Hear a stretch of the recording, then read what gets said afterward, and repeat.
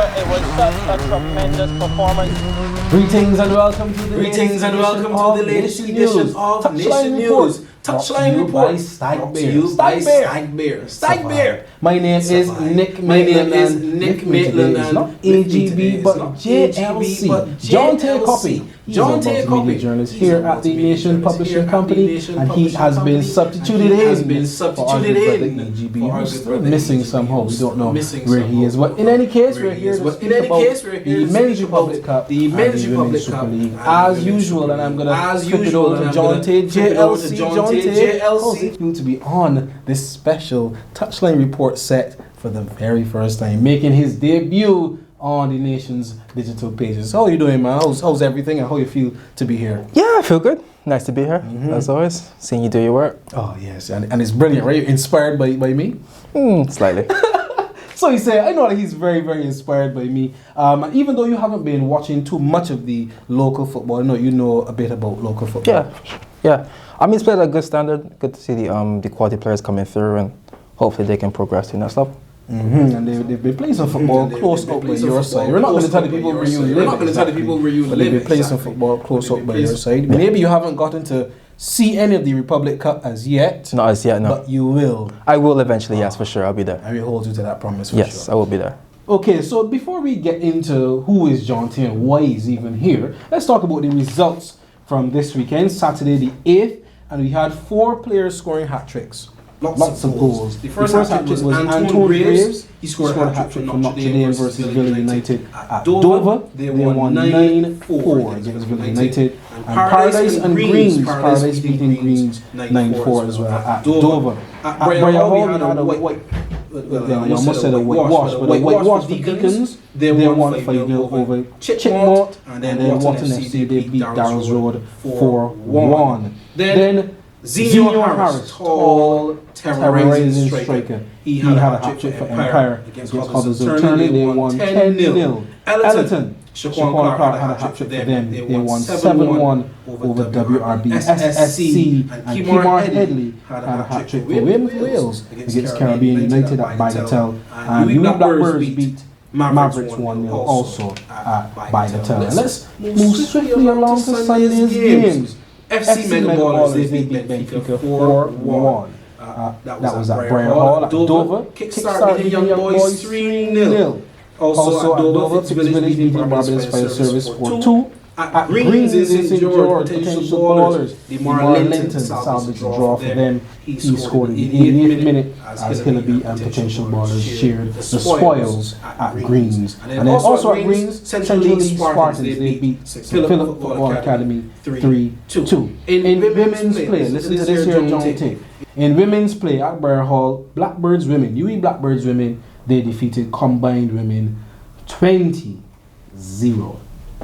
Rihanna Cyrus was shining like a diamond. She scored 11 goals for UE Blackbirds Women.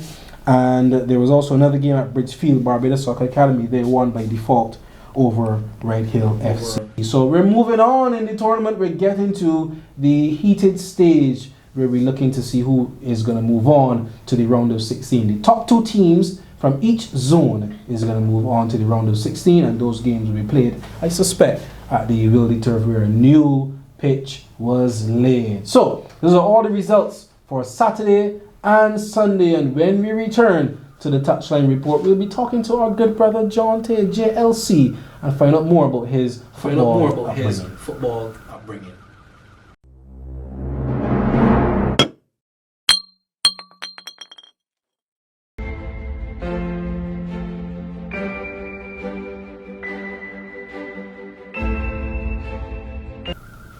And welcome back to Touchline Report, brought to you by Stag Bear. Stag Bear, it's a vibe. And we're still enjoying our vibe here with our good brother JLC, JC, Jonteau. We call him so many names here, but he's a new member of the Nation Publishing Company. He joined us in April, and just about 6 months into the job. How you've been finding it so far here at Fountabelle? Yeah, it's been good fun. Learning the ropes. Yeah, I enjoyed it.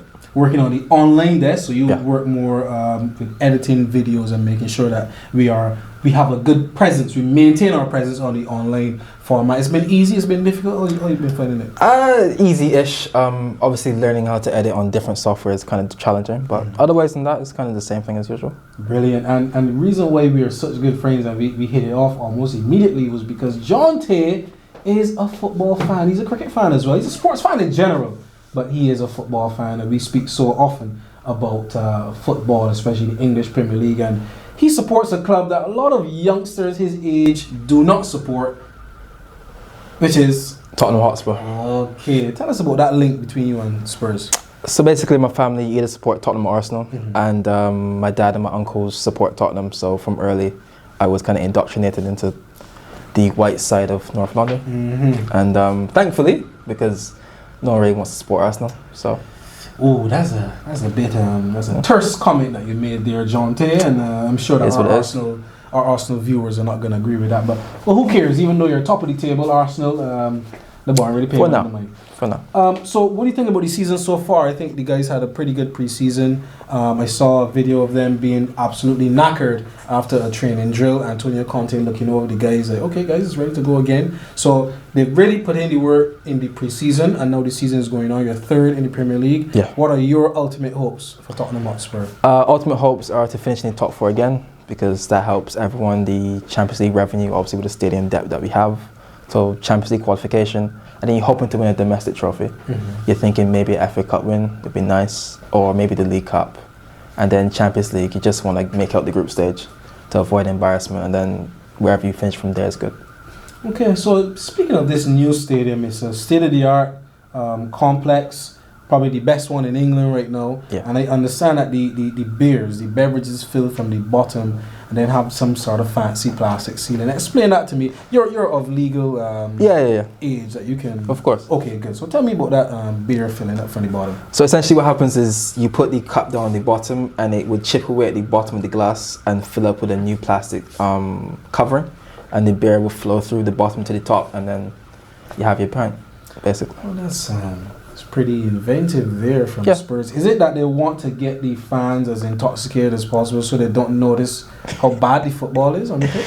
Well, we've been kind of boring, so I probably, that would add up. So it's to add to the entertainment? Yeah, add to the entertainment. Okay, well, that's smart. It's fairly costly, so yeah. Okay, so they make back the money while making the fans entertained. Exactly. With the boring football. It's a win-win. It's a win-win process. Brilliant stuff. What do you think about Antonio Conte, your manager? He had a bit of a bust-up with Thomas Tuchel early in the season. Yes. We saw his fire, his passion. Yeah. Thomas Tuchel is out of a job, unfortunately. But Antonio Conte is still there, still plodding on. What are your hopes for him personally? Well, I hope he signs a new contract, because his contract runs out at the end of the season. So far, this is our best points tally so far in the Premier League era. So I would say he's done a fantastic job. The hope is he would get more entertaining and that we would play a more fluid style of football, because we're kind of grinding out results. Yeah. And then you see Arsenal flying, and you're kind of a bit like, why couldn't that be us? But the hope is that as we carry on throughout the season, we get a bit better, a bit more entertaining, and we continue to pick up points. Okay, you're in the Champions League. A win, a loss, a draw. Yeah, very much. Pretty even campaign so far. For sure. Your hopes for the Champions League and this squad? This squad should get to around the quarter-final stage of the Champions League. Obviously, there's still some players there that was in the final a couple of years ago. But new squad, new hopes. Hoping that we could avoid one of the big boys. But we're not ready for a round. So you're not a big boy? You're saying that Spurs is not a big boy? We're not a previous Champions League winner. Okay, fine. You know what I mean? So I wouldn't say that. But I would hope to avoid one of those massive clubs, and then hopefully get to the quarter-final stage. And then from there, anything can happen. Okay. But that's the hope for me. All right, so based on that, there are some other clubs in the Champions League that you consider big, previous winners as well. Yeah. Bayern Munich, Paris Saint-Germain, Real Madrid. Yeah. All these teams have come into the Champions League playing pretty well. Apart from Spurs, who you think could make big waves in the Champions League? Big waves. I'm expecting big things from PSG. I'm expecting them to either get to the final or win it. Okay. I think they're that good. And then from there, I'm thinking maybe Bayern Munich. The way they play, their attacking style of football, I think they've got it together. And then Real Madrid, they're always going to challenge. So I think they'll be in the semi-finals at least. A little closer to home, well, your spiritual home, England. Manchester City. Not leading the Premier League yet. Not yet. But Erling Haaland is a force to be reckoned with. He is, for me, pound for pound, the best striker in the world right now. Few people would lay claim to that title, maybe Robert Lewandowski, but Erling Haaland and Man City was the ceiling for them. The ceiling for them, ooh, they could go all the way as well. I don't think they will, but that's more because of Pep. Pep has shown in recent years that he will find a way to lose again. Overthinks things. So if he can kind of stay out of it and let his best team play, because he's had a few years where he's dropped his best players like De Bruyne for no reason. If he plays his best team, he can win it because he's got the best forward. And Haaland will always score goals, so they have a good chance if he just keeps it simple. Speaking of keeping it simple and keeping out of it, Barbados, of course, we haven't qualified for the FIFA World Cup 2022 in Qatar this year, but we will be watching. Yeah. Definitely. Every single day we will be watching and bringing you coverage here on the nation's social channels. Jonteau will be in charge of that as well. But tell me though, the World Cup is just over a month away. Yeah, just your hopes, your dreams, who's going to win it all? My favorites are Brazil. Okay. I think it'd be a South American team given the heat and the conditions. I think it'd be Brazil. They got the best forwards. Any outside chances? Any outside dark horses? Yeah, well, you have to look at France. France are world champions. And there are a few troubles with Mbappe and the rest of the forward line, and maybe Pogba being injured won't be fit in time to take his place in midfield. So that would be a bit of a worry. But I think besides that, they might have a good chance. Well, for another week, that is all from me. We did not have AGB, but we had JLC, who was a good secondary for me. So, who will be here with me next week? We'll see. Catch you later.